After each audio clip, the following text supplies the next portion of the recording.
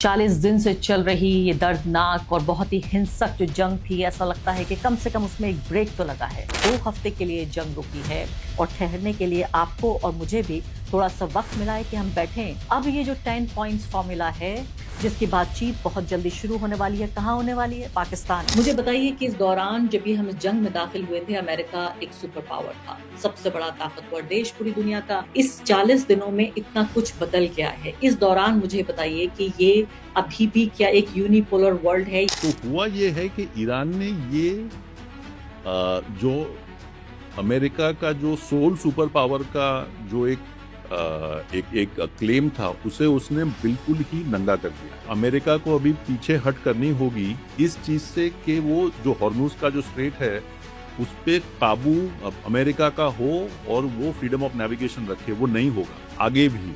और इस वजह से लोग मानते हैं कि जो यूनिपोलर मोमेंट था उसका खात्मा हो चुका है। लेकिन यहाँ पर कई बार ये कहा जा रहा है कि ये लड़ाई सिर्फ ईरान की लड़ाई नहीं है, ये फिलिस्तीन की लड़ाई है। बार बार हम IRGC जो ईरानी फौज है वो भी इस बात को कहती है कि हम उन जुल्मों का भी हिसाब ले रहे हैं, हम इजराइल से उसका भी बदला ले रहे हैं। इस जंग के बाद खाड़ी में बदलाव जरूर आएगा। अमेरिका जो अपने सारे बेसों को खाली करके भाग चुका है, लोगों को शायद ये भी ना पता हो कि जो जो बेसिस है अमेरिका में, वहां पर ज्यादातर लोग नहीं है। सिर्फ एक इजराइल है जो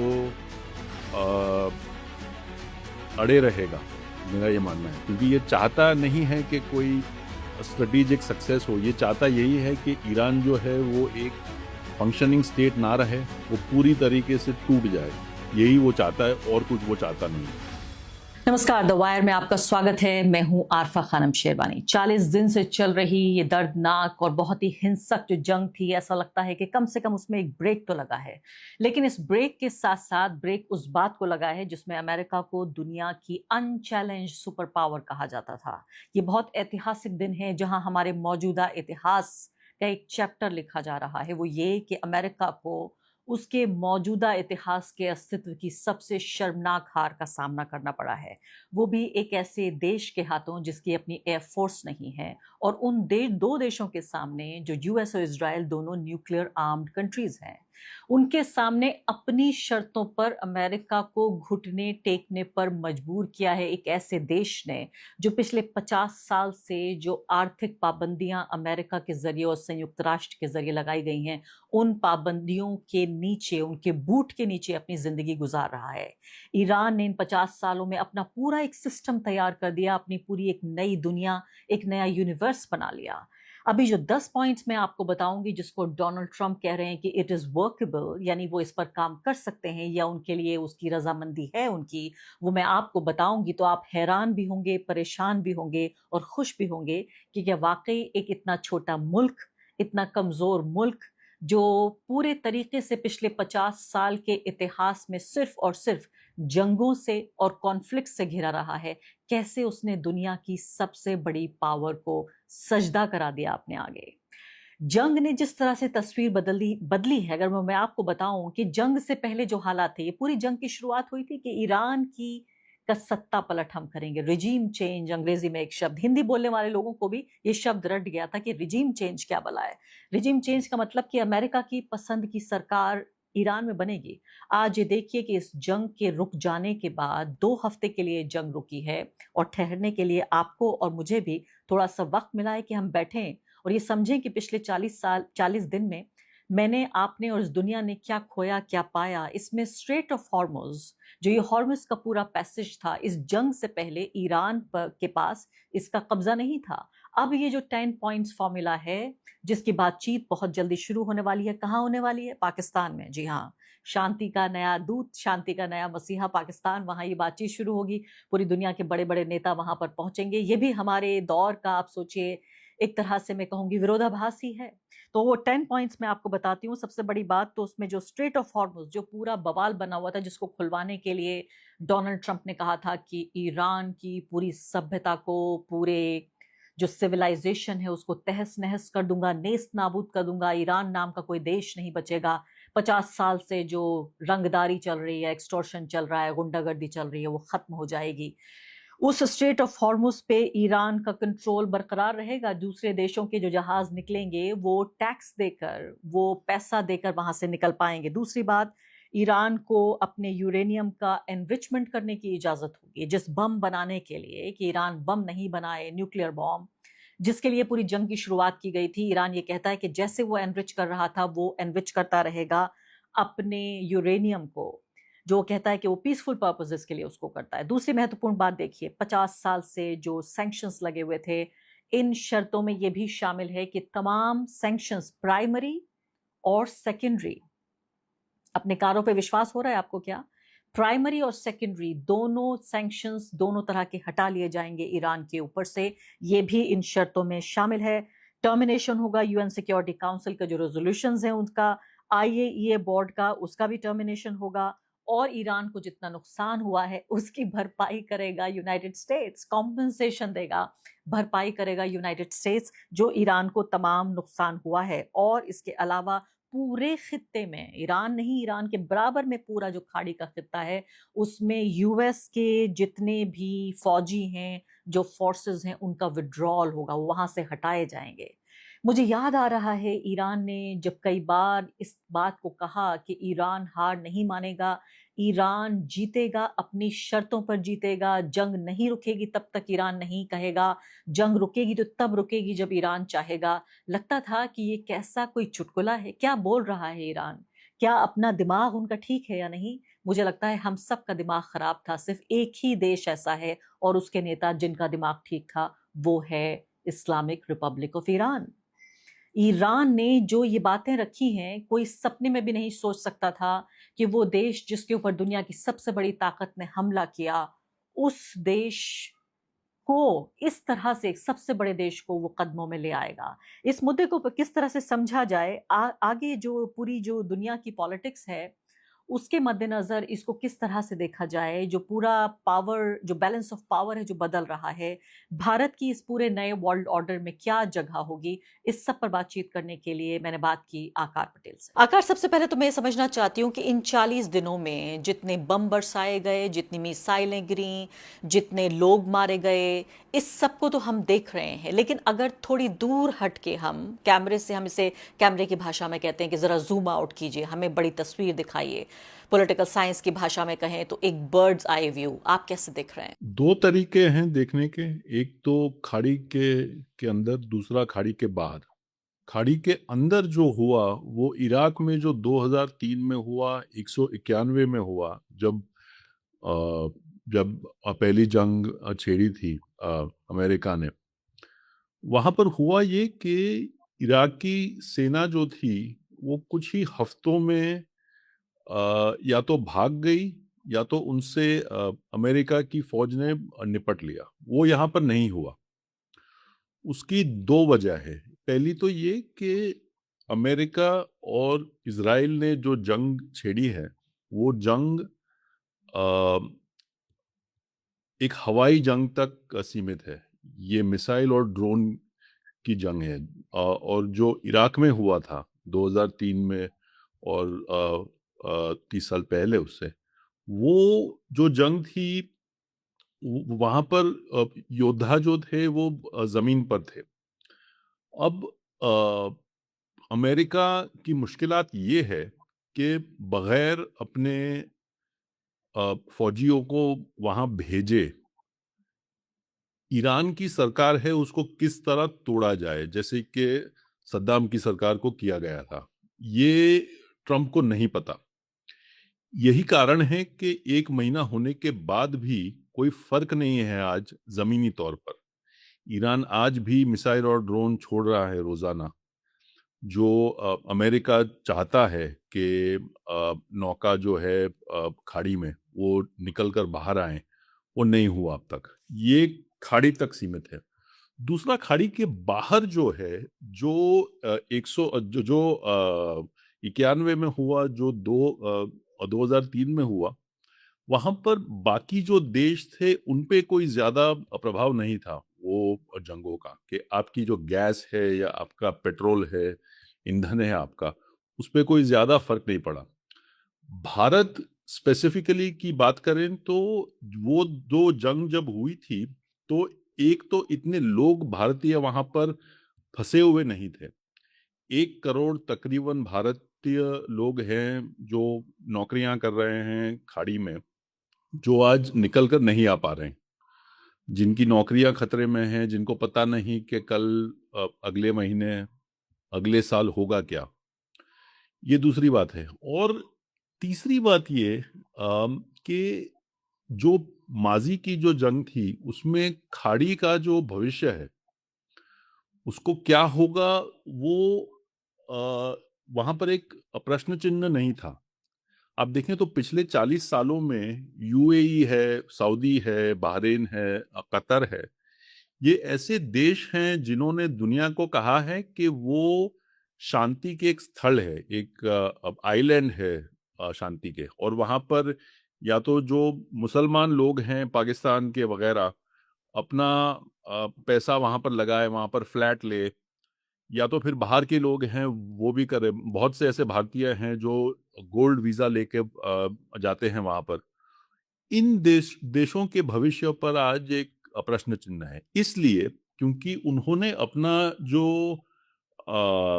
भविष्य है वो यूएस फोर्सेस के साथ जोड़ दिया था। लोगों को शायद इस जंग के पहले पता ना हो, लेकिन ये सारे के सारे जो खाड़ी के देश हैं, जीसीसी देश, जो जो जिस नाम से जाने जाते हैं, सभी में अमेरिका का बेस है, जहां पर फौज है, उनकी उनकी एयरफोर्स है। बहरीन में फिफ्थ फ्लीट थी अमेरिका की, जहां पर उनकी नौका थी।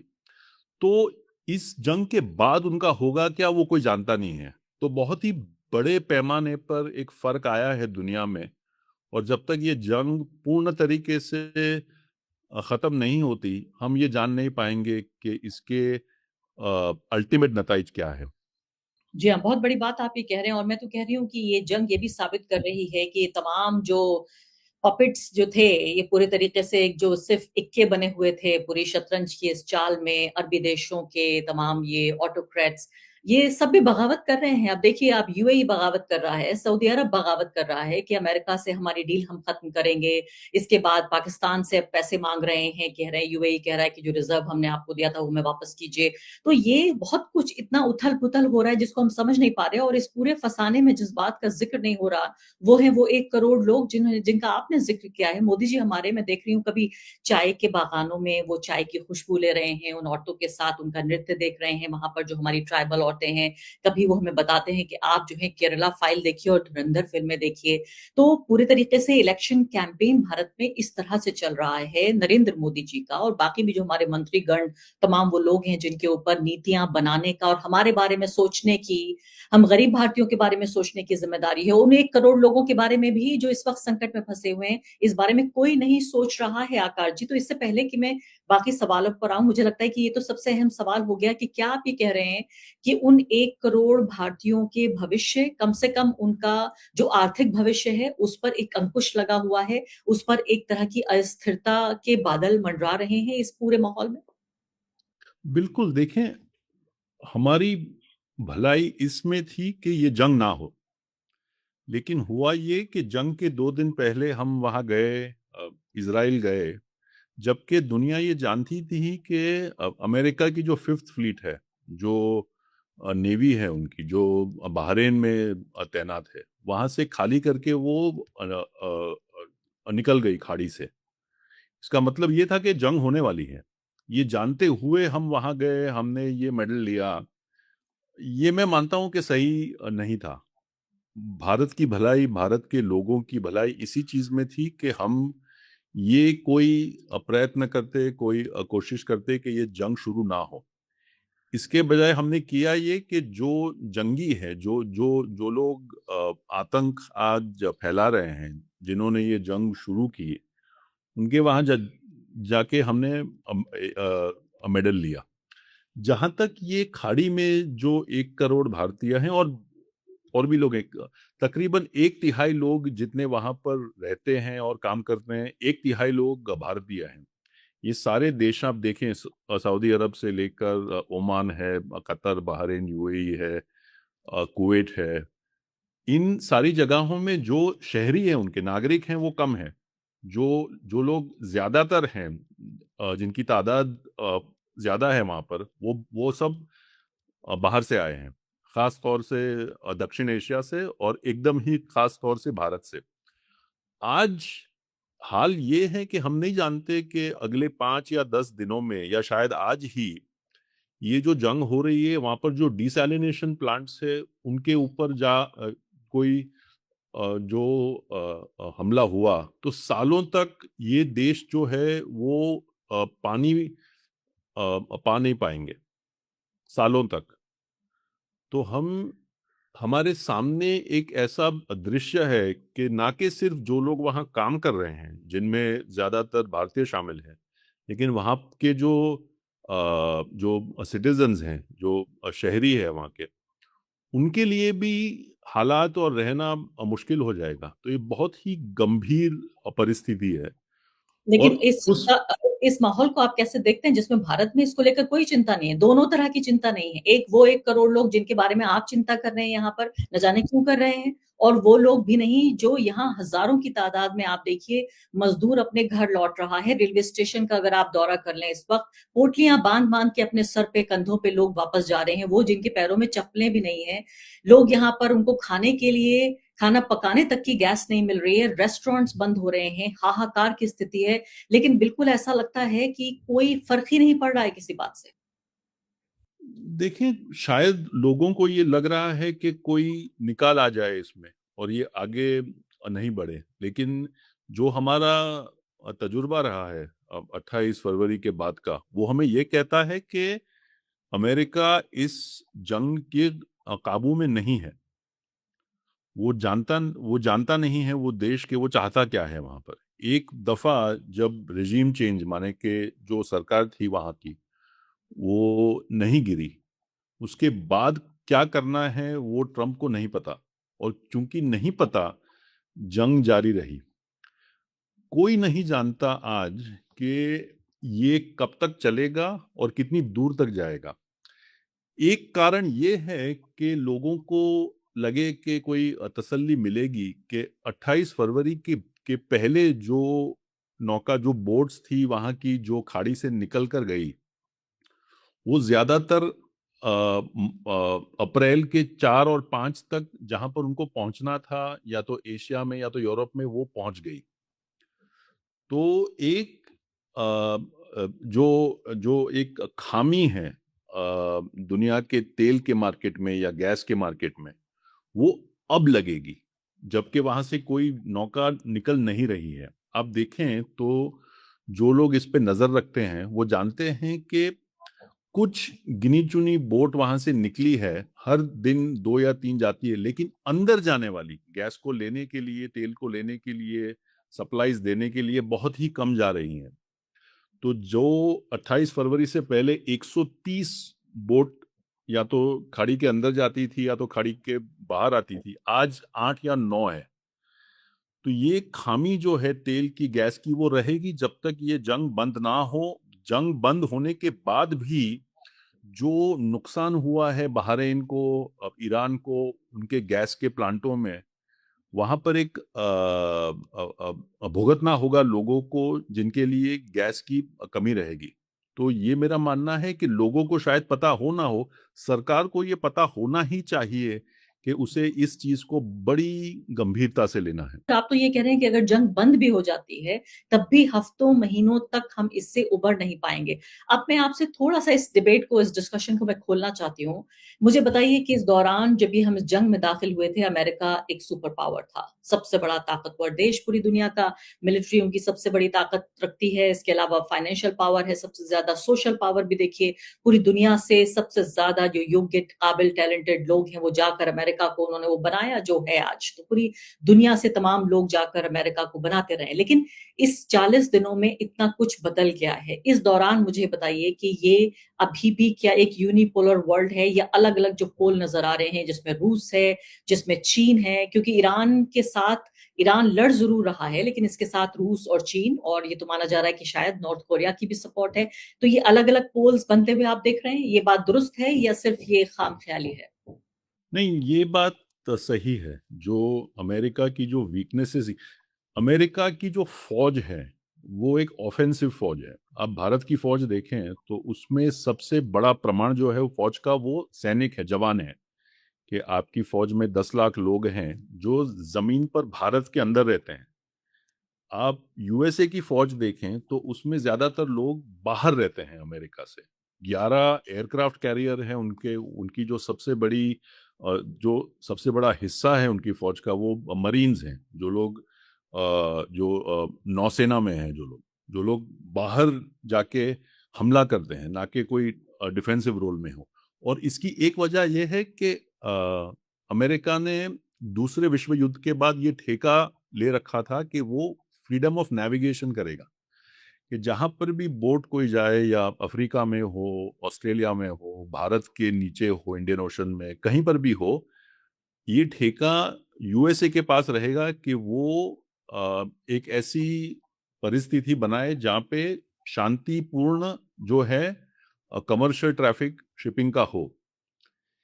पिछले एक महीने से ज्यादा में ईरान ने ये दिखाया है कि ये झूठ हो गया है, कि जो यूनिपोलर मोमेंट में जो सबसे बड़ा काम था अमेरिका का, वो ये था कि अपनी बड़ी फौज जो कि नौसेना है उसको लेकर फ्रीडम ऑफ नेविगेशन को जारी रखे। वो नहीं कर पाया। आज आप देखें तो फिफ्थ फ्लीट तो बहरीन में है ही नहीं, भाग चुकी है, लेकिन अमेरिका के जो एयरक्राफ्ट कैरियर है वो ईरान से 3000 किलोमीटर दूर है। इस डर से कि जो ईरानी मिसाइल है वो या तो उनको तबाह ना कर दे, इस डर से। तो हुआ ये है कि ईरान ने ये जो अमेरिका का जो सोल सुपर पावर का जो एक क्लेम था, उसे उसने बिल्कुल ही नंगा कर दिया है। और अगर एक 9 करोड़ का देश जो 40 साल से ज्यादा सैंक्शंस के नीचे हो, जिसने अपने खुद के बलबूते पर सारी चीजें बनाई, जैसा कि ईरान ने बनाई, जो मिसाइल हैं उनके, जो ड्रोन हैं उनके, जितना भी कुछ है, अब इंटरनेट है उनका वहां पर, वो ईरानी है, बाहर से नहीं आया वो। ऐसा देश 9 करोड़ का जो अमेरिका के खिलाफ ना सिर्फ खड़ा हो, अमेरिका के जो विशेषज्ञ हैं वो ये मानते हैं कि ये जो 5-6 हफ्ते हुए हैं जंग के, उसमें ईरान जीत चुका है, कि अमेरिका को अभी पीछे हट करनी होगी इस चीज से कि वो जो हॉर्मुज का जो स्ट्रेट है उस पे काबू अब अमेरिका का हो और वो फ्रीडम ऑफ नेविगेशन रखे। वो नहीं होगा आगे भी। और इस वजह से लोग मानते हैं कि जो यूनिपोलर मोमेंट था उसका खात्मा हो चुका है। जी।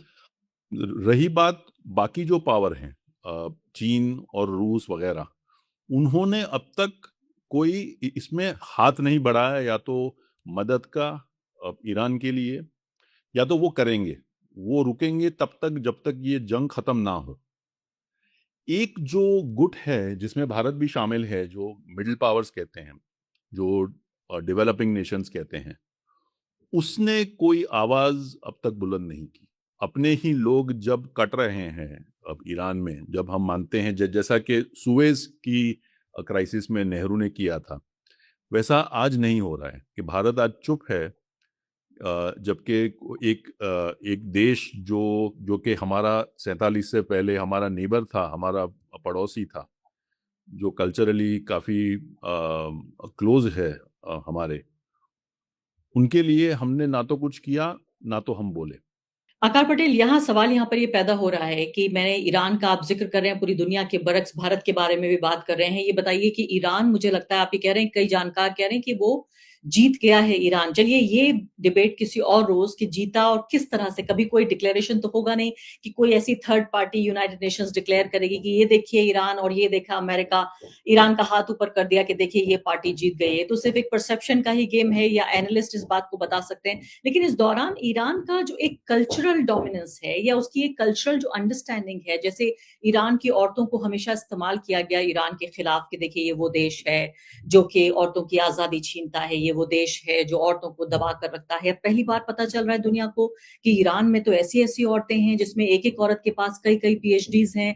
ईरान की यूनिवर्सिटीज में औरत का डोमिनेंस है। ईरान की जो पब्लिक सेक्टर है वहां पे डोमिनेंस है औरतों का, इसके अलावा प्राइवेट सेक्टर में भी औरतें किस तरह से काम करती हैं, जो यूएस है और जो यूरोप है वहां पर भी जो ईरानी लोग हैं, न सिर्फ के औरतें बल्कि सभी जो जेंडर के लोग हैं, वो उनका किस तरह से काम हो रहा है। इसके अलावा ये पता चला कि ईरान इतना ताकतवर देश था कि अपने बुनियाद पर 40 दिन दुनिया की सुपर पावर के सामने सस्टेन कर गया, अभी तक उसने सरेंडर नहीं किया। तो मैं कहूंगी ये जिसके लिए बिलियंस ऑफ डॉलर्स खर्च करता है अमेरिका अपनी एक सॉफ्ट पावर के लिए, चाहे वो हॉलीवुड हो, चाहे वो एडवर्टाइजमेंट के लिए जरिए हो, कोई भी और अन्य चीजें हो, ईरान का तो इस वॉर के जरिए ही पूरा विज्ञापन हो गया है। नहीं, बिल्कुल देखें, ज्यादातर जो लोग बाहर से देखते हैं उनको लगता है कि अरबी ईरानी में कोई फर्क नहीं है। जो लोग ये समझते हैं कि पर्दे के पीछे औरतें जो हैं उन पर जुल्म किया जाता है, उनके पास कोई आज़ादी नहीं है, उनको ईरान का कोई ज़्यादा तजुर्बा नहीं है। अ, हमारे जो सबसे प्रख्यात, सबसे बड़े इतिहासकार हैं सर जदुनाथ सरकार, उनकी एक थीसिस थी कि मुगल दौर जो है वो कमज़ोर कैसे हुआ। उनका ये कहना है कि 1622 में कंदहर जो है वो जहांगीर के ज़माने में हमने हार दिया। जो ईरान के जो बादशाह थे तब, साफावी डायनेस्टी के, तो हम हार गए कंदहर। और कंदहर के जाने के बाद जो ज़मीनी रूट था वो बंद हो गया, तो वहाँ से कोई ईरानी टैलेंट आना बंद हो गया 1622 के बाद। तो जो फौजी थे, जो एडमिनिस्ट्रेटर थे, अब देखें तो दुनिया में दो देश हैं जिनके पास सदियों का तजुर्बा है नौकरशाही का और ब्यूरोक्रेसी का। चाइना एक है जहाँ से लफ्ज़ मैंडरिन निकलता है, और नौकर जो लफ्ज़ है ईरान से निकलता है। तो ये वो लोग नहीं हैं जो अमेरिका के लोग या यूरोप के लोग समझते हो। भारत भारत में क्योंकि हमारा ईरानियों के साथ सदियों का तजुर्बा है, यहाँ पे पारसी जब आए 1200 साल पहले, तब से हम ये जानते हैं कि पारसी ओन्ड कोई चीज़ है। तो ये लोग मामूली लोग नहीं हैं। ये वो लोग हैं जो कि 2500 साल पहले यूनान के खिलाफ एलेक्स सिकंदर को द ग्रेट क्यों कहते हैं, सिकंदर आजम उसका नाम क्यों है? इसलिए नहीं कि वो बहुत जंग जीता था, सिर्फ 3 जंग उसने लड़ी थी। इसलिए क्योंकि जो डरायस द ग्रेट था उसको हरा कर जो उसका टाइटल था कि जो ईरान का शहंशाह है, वो टाइटल ट्रांसफर हो गया सिकंदर पे, इसलिए वो द ग्रेट है। तो इन लोगों के साथ ऐसी इतनी कैजुअली जंग छेड़ना, ये एक बड़ी ही गलती थी ट्रंप की, और उस गलती को भुगत रहे हैं वो। लेकिन यहाँ पर कई बार ये कहा जा रहा है कि ये लड़ाई सिर्फ ईरान की लड़ाई नहीं है, ये फिलिस्तीन की लड़ाई है। बार बार हम आईआरजीसी जो ईरानी फौज है वो भी इस बात को कहती है कि हम उन जुल्मों का भी हिसाब ले रहे हैं, हम इजराइल से उसका भी बदला ले रहे हैं। इस बात से आप कितना सहमत हैं कि ये फिलिस्तीन के लिए भी ये जंग लड़ी जा रही है, क्योंकि उसी जो इवल ताकत जिसको जिस तरह से देखा जाता है वेस्ट एशिया में कि पूरे खित्ते को जिसने डिस्टर्ब कर रखा है, उसके लिए भी पूरे तरीके से देखा जाए तो ये फिलिस्तीन के लोगों के उन मासूम हजारों लोग जिनको कि मार दिया गया, बेघर कर दिया गया। और अभी भी देखिए लेबनान में भी, इनफैक्ट ये नहीं है कि सिर्फ फिलिस्तीन, अभी भी 1,500 लोग, आज का डेटा ये है कि 1,500 लोग अब तक वहां मारे जा चुके हैं।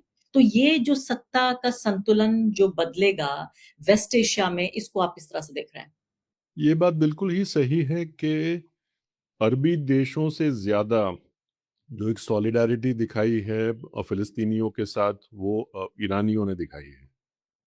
वो डिप्लोमेटिक तौर पे दिखाई है उन्होंने, और जंगी तौर पर भी। अब देखें तो हमास जो कि एक शिया फोर्स नहीं है, उनको जो समर्थन मिल रहा है वो ईरान की सरकार से मिला है।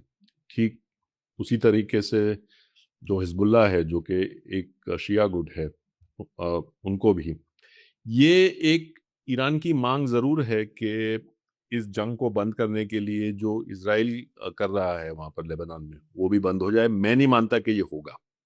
मेरा ये मानना है वैसे कि ये जंग अप्रैल के बाहर नहीं जाएगी, और ये इस वजह से मैं कह रहा हूँ कि दो चीज़ें हैं। मैं ज़्यादातर लोग जो विशेषज्ञ हैं वो समझते हैं कि स्ट्रेट ऑफ हॉर्मुज को खोलना फिजिकली मिलिटरीली नामुमकिन है, वो हो ही नहीं सकता। क्योंकि ये हो ही नहीं सकता जब तक ये बंद रखेगी ईरान को, 10% जो तेल निकलता है दुनिया में वो रुका रहेगा खाड़ी के अंदर, तेल के जो भाव हैं वो ऊपर जाते रहेंगे। जो $60 था जंग से पहले, जो आज $110 है यूएस में, और होगा ये कि जब $4 जो कि आज एक गैलन माने लगभग 3.5 लीटर का भाव है वहाँ पर यूएस में पेट्रोल का, वो जब तक 5 तक पहुँचेगा या 5 के नज़दीक आएगा, उससे पहले जंग ये बंद हो जाएगी। किस कंडीशंस पर होगी, कैसे बंद होगी, ये मैं नहीं जानता। ये मैं ज़रूर जानता हूँ कि चूंकि ये जंग इतनी बड़ी है, इतनी बड़ी हो गई है, ये फिर से जल्दी से नहीं होगी। क्योंकि दोनों लोग जानते हैं, ईरान जिसने बहुत ही मार खाया है, जिसके जो इंफ्रास्ट्रक्चर इंस्टॉलेशंस हैं वो टूट चुके हैं, और अमेरिका जो ये मान के आया था कि वो जल्दी से जीत जाएगा, वो नहीं जीत पाया। इस वजह से ये जल्दी से जंग वापस शुरू नहीं होगी जैसा कि इस साल हुई। लोग जानते होंगे कि पिछले साल 8-9 महीने पहले अमेरिका और इजराइल ने बॉम्बिंग की थी ईरान की, जो 12 डे वॉर कहते हैं जिसे। ईरान ये नहीं चाहता कि ये फिर से हो, और मेरा ये मानना है कि इस जंग के बाद खाड़ी में बदलाव ज़रूर आएगा। अमेरिका जो अपने सारे बेसों को खाली करके भाग चुका है, लोगों को शायद ये भी ना पता हो कि जो बेसिस है अमेरिका में, वहाँ पर ज़्यादातर लोग नहीं हैं, क्योंकि उनको खाली करके अपनी बोट को लेकर, अपने लोगों को लेकर दूर गया है अमेरिका। जब वो वहाँ से डिफेंड नहीं कर पाता यूएई को, बहरीन को, कतर को, सऊदी को, तो फिर वहाँ पे रहने का फ़ायदा क्या? तो खाड़ी के जो देश हैं, अमेरिका है, ईरान है, सभी को ये सोचना होगा कि आगे क्या होगा। सिर्फ एक इजराइल है जो अड़े रहेगा, मेरा ये मानना है, क्योंकि ये चाहता नहीं है कि कोई स्ट्रेटेजिक सक्सेस हो। ये चाहता यही है कि ईरान जो है वो एक फंक्शनिंग स्टेट ना रहे, वो पूरी तरीके से टूट जाए। यही वो चाहता है, और कुछ वो चाहता नहीं है। इसलिए बाकी जो लोग हैं उनके अंदाज में, उनके नज़रिए में कोई बदलाव आएगा, मैं नहीं मानता कि इजराइल के नज़रिए में कोई भी बदलाव आएगा। जी, बहुत बहुत शुक्रिया आकार पटेल आपका। पूरे तरीके से मुझे लगता है कि दर्शकों को थोड़ी मदद हुई होगी इस जंग को समझने में, हमारे ऊपर क्या असर पड़ेगा, दुनिया के ऊपर क्या असर पड़ेगा। पूरी दुनिया जिस तरह से ग्लोबलाइज्ड है, पूरी ग्लोबल इकोनॉमी बन चुकी है, सिर्फ जंग ही नहीं बल्कि इकोनॉमी के आर्थिक जो मुद्दे हैं उनके आधार पर भी देखा जाए तो कम से कम ये अंदाजा होगा अगले आने वाले हफ्तों में क्या कुछ हो सकता है। बहुत बहुत शुक्रिया आकार आपका समय देने के लिए। द वायर के और वीडियोस देखने के लिए सब्सक्राइब करें और बेल आइकन पर क्लिक करें। स्वतंत्र पत्रकारिता की आर्थिक मदद करने के लिए डिस्क्रिप्शन में दिए गए लिंक पर जाएं और अपनी राशि चुनें।